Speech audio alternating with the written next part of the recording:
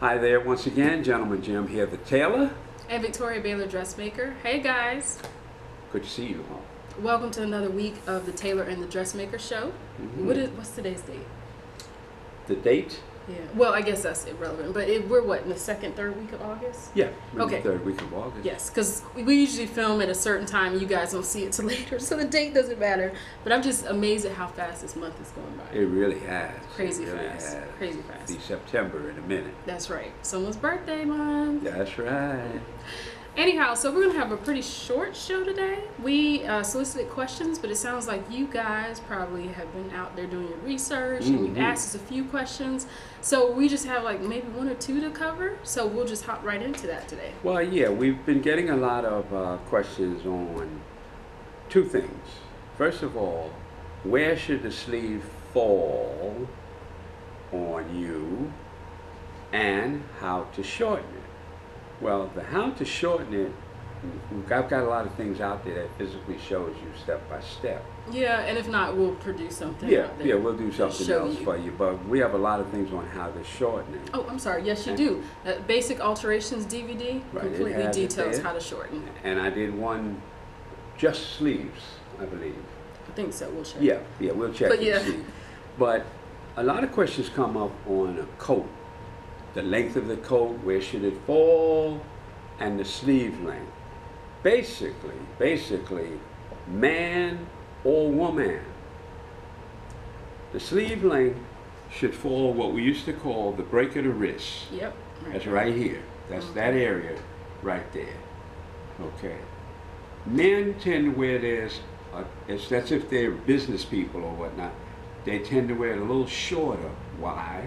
Because you want a little of your shirt cuff to show. You show off them cufflinks too. Show off them cufflinks. Well, just show, it just gives a nice appearance. Yes. When you put your coat on, right, and it falls, it should fall right about there. Okay. Now, if falls, if you want a little shirt cuff, just a little shorter. So you can almost see your break of the wrist mark right there.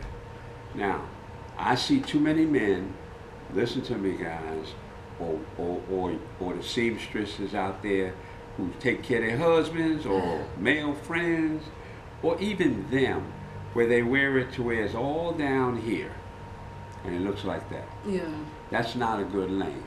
Men have a tendency now, they buy it, they don't want to do any of the sleeve. The sleeve is so long, they do this to hold it from falling down on their wrist, because if they release it, they're like that. So they have a tendency of doing this.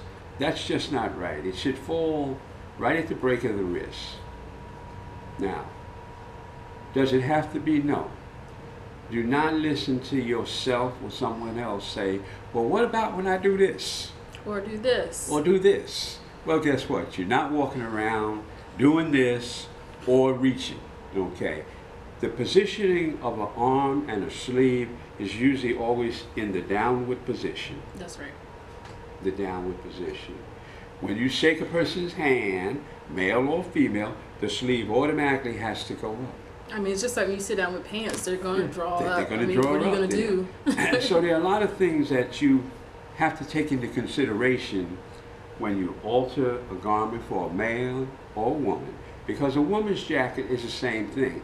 Now, most women's jackets, I tend to, and you could expound on that, I tend to make them a little longer, just a little bit longer. Because they kind of like it a little longer. Whereas a guy, he doesn't want it interfering or impeding with his hand movement. And their hands are so much bigger and wider. For us, I don't really want to see the delicateness of my wrists. I do like it to have a little bit of coverage. You're absolutely right. So, but when it rides down here, it's just too long. Look like your kid wearing your dad's jacket. You know what I mean? That's really what it looks like. That's really what it looks like. Playing dress up. So that's what I have to say on sleeves. Now, how we actually shorten them, and I'll just go over this briefly only because I have it in full detail. When you determine the length of where you want to shorten it, you need to mark it. Yes. Where you want to shorten it. Remove the buttons, because now this is a very important thing. You need to remove the buttons and replace them the same distance from the bottom where they were set on in the first place. Too many people walk around where they've just tucked the sleeve under, Yeah, the buttons like are way that, low. and the buttons are down on the bottom of the jacket. That people automatically know that's mammy pammy, as we used to say, job done. That's when it sits like that. Okay. The buttons should be reset. They should be taken off and moved up. When you shorten anything, if you look the way it was done and retrace those steps doing it, that's your best way of shortening it there. Exactly. And now, if you get in a situation where the buttonholes are actually cut into the jacket, that's like a whole nother situation. That's a whole different situation. And it might not be possible to shorten it. It can be done. But yeah. But that's a whole different process. It's like a lot more work. And we don't want to go into that right now. But one day I'll show you that too, how we do that. That's right. And essentially that's done from the top, right? You literally have to reshape the whole. You have to take the whole sleeve out. Yep. And that's only when it has functional buttonholes. That's right. Not when it has the imitation ones that are set in line with the buttons. What you have to do in those cases is you really have to take that stitch out. Yeah, that's true. And I thank God every time I get one of those and it's the imitate. There's no actual cut buttonholes. I'm like, phew, because it's too much work. If it has the buttonholes, the imitation ones that are there. Oh yes, that's right. That looks like it, and they're not functionable. Well, if you move these, you have to remove those because now these buttons, they don't line up with where the hole is there. That's right. And it's a good point. You're right. Essentially, whatever you do, you're going to do it.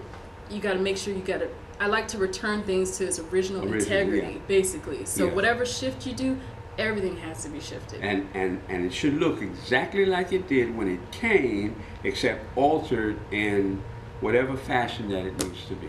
Absolutely. I concur with that. Mm-hmm. So I hope that's pretty easy for you guys to understand. I think someone else posed a question since we're on the subject of alterations. She asked, is it possible to have an alterations business? Like how, I'm trying to think of the way in which she posed it.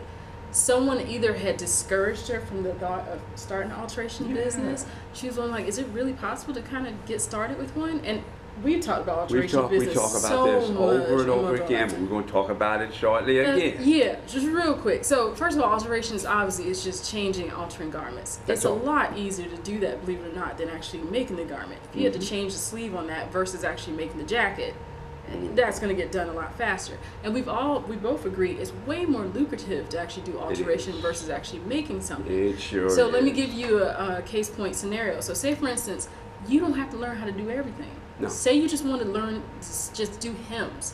So there are companies that will hire you just to do hem jobs. I actually have a contract with a local company just to do their hems.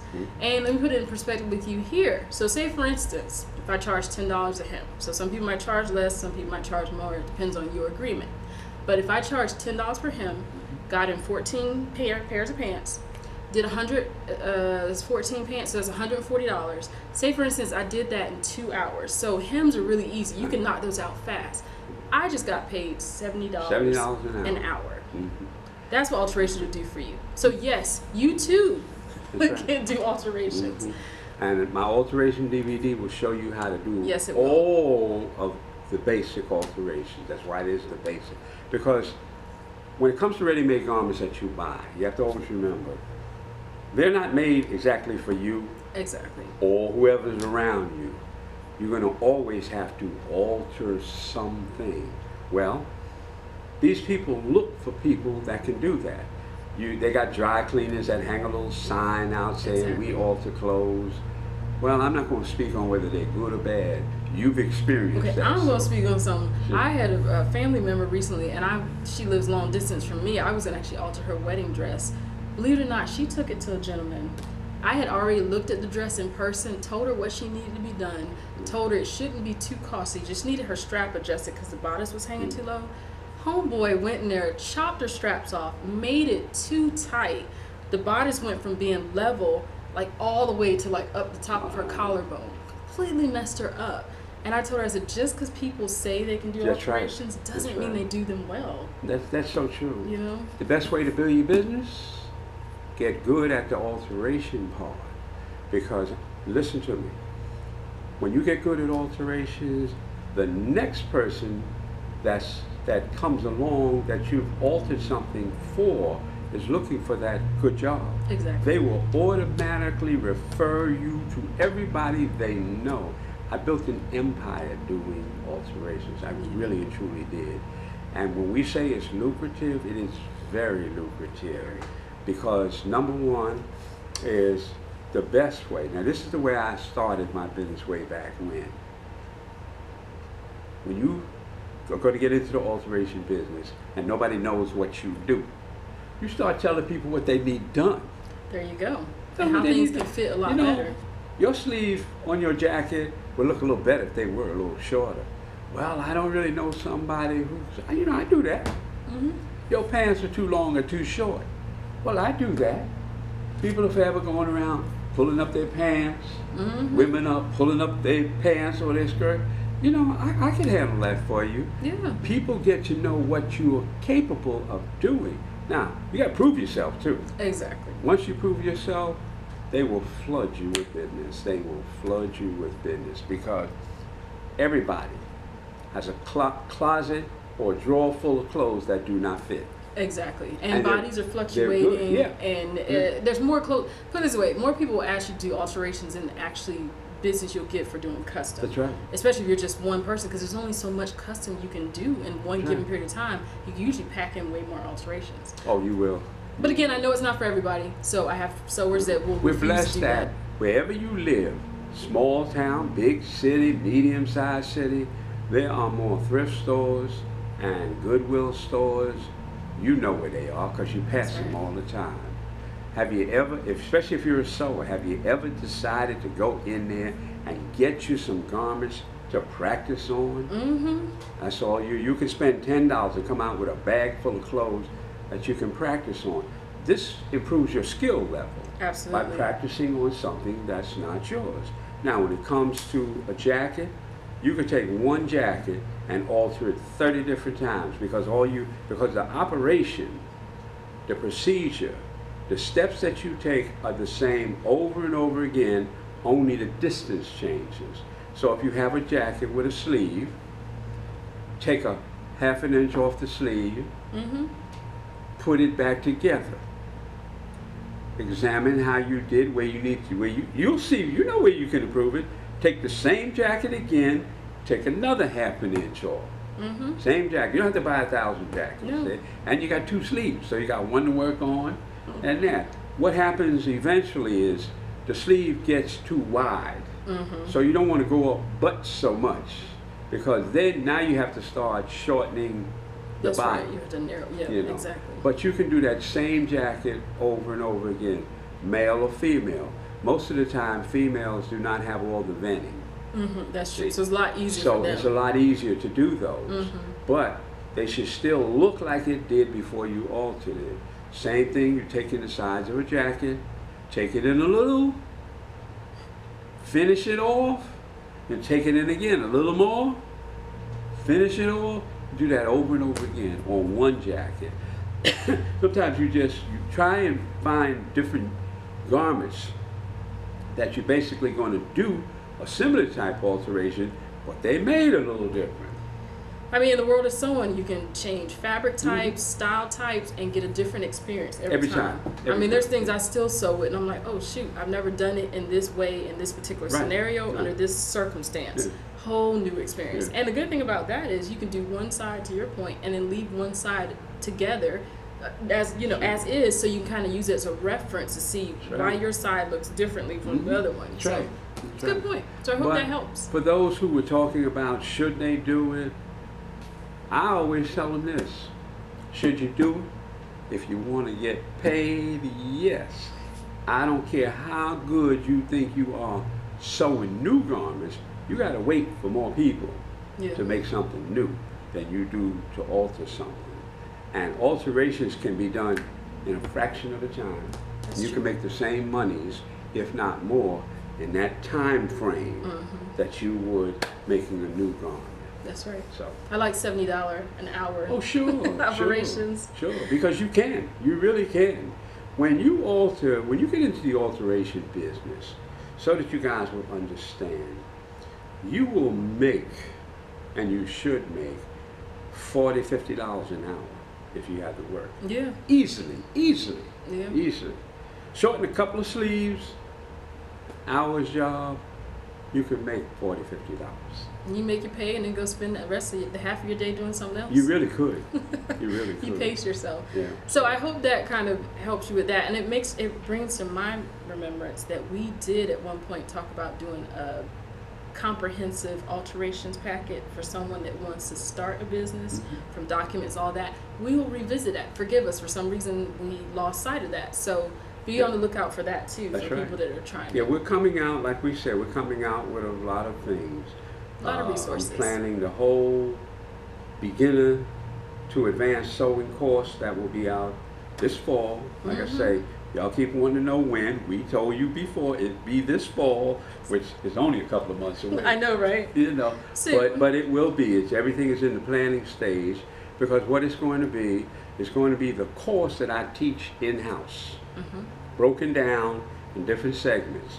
And because it's going to be broken down in different segments, from beginners to advanced sewers, this is how I teach it in-house. You might find yourself not needing this part of that segment, you might need that part. And you can pick it up at that point and go from there. Because when I say beginner, I make everybody who come in here, I don't care how good you think you are, you start with my beginner. That's true. When you might not be on it that long. That's true. But you're gonna start there. And that's true. And I think it's just good to reevaluate your skill set anyway. It's just good to do that at any time. So, once again, we thank you for tuning in to us.